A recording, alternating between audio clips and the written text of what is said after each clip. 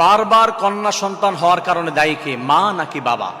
কোনো মানুষের বারবার শুধু মেয়ে হচ্ছে, 3টা মেয়ে নিয়েছে, 4টা মেয়ে নিয়েছে একটা ছেলের আশায়, কিন্তু আবারও মেয়ে হয়েছে।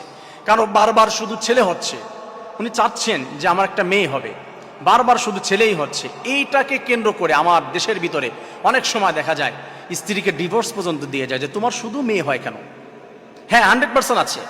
প্রিয় ভাইয়েরা, কন্যা সন্তান হওয়ার পিছনে কোনো মেয়ের দায়বদ্ধতা আছে কিনা, তার কোনো ক্ষমতা আছে কিনা, এটা বোঝার চেষ্টা করতে হবে।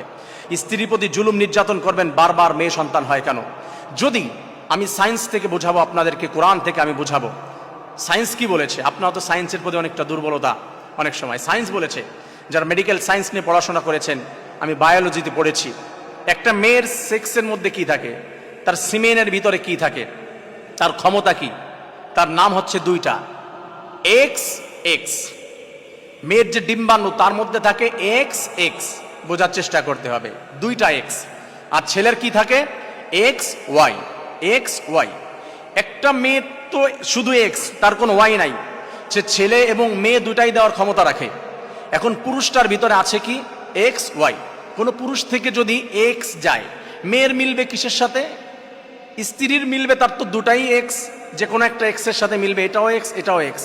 আপনার থেকে গিয়েছে, আপনি পুরুষ, আপনি ভাই শুনুন, আপনার থেকে গিয়েছে এক্স, মেয়ের তো 2টাই এক্স, এক্স এক্সের সাথে মিলে কি হয়েছে? মেয়ে হয়েছে। আপনার থেকে যদি ওয়াই যায়, আপনার থেকে ওয়াই গিয়ে মেয়ের একটা এক্সের সাথে মিলল, হয়ে গেল ছেলে। বিজ্ঞান বলেছে এটা। তা মেয়ের তো 2টাই এক্স, তার তো এক্স ওয়াইয়ের কোনো ক্ষমতা নাই। তা আপনার থেকে যদি আপনি দায়ী করেন যে বারবার কন্যা সন্তান হয় কেন, তাহলে আপনাকে দায়ী করতে হবে। আপনি কেন বারবার আপনার সিমেনের মাধ্যমে তার ভিতরে যেই শুক্রাণুটি দিচ্ছেন, আপনি কেন বারবার এক্স দিচ্ছেন? আপনি ওয়াই দেন না কেন? আপনার ওয়াই দিতে হবে। আপনি যদি ওয়াই দেন, তাহলে তাকে আপনি যা দিবেন তারটা কমন। আপনি যদি এক্স দেন, মেয়ে হবে, আপনি যদি ওয়াই দেন, ছেলে হবে। আমি মনে হয় বিষয়টা আপনাদেরকে বোঝাতে পেরেছি।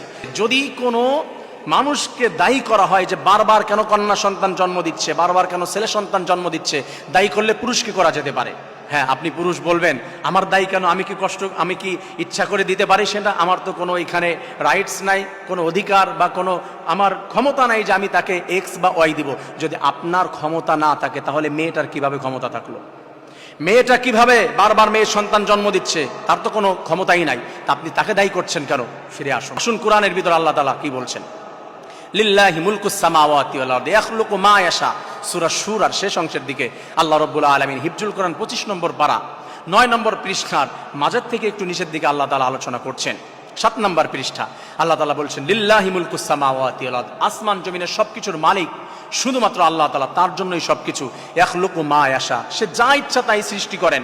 ইয়াহাবুলি মাইয়াশা ও ইনাসা ওয়া ইয়াহাবুলি মাইয়াশা উদ্দুকুর, আল্লাহ তাআলা যদি চায় কন্যা সন্তান জন্মগ্রহণ করান কারো মাধ্যমে, আল্লাহ যদি চান কাউকে দান করেন ছেলে সন্তান।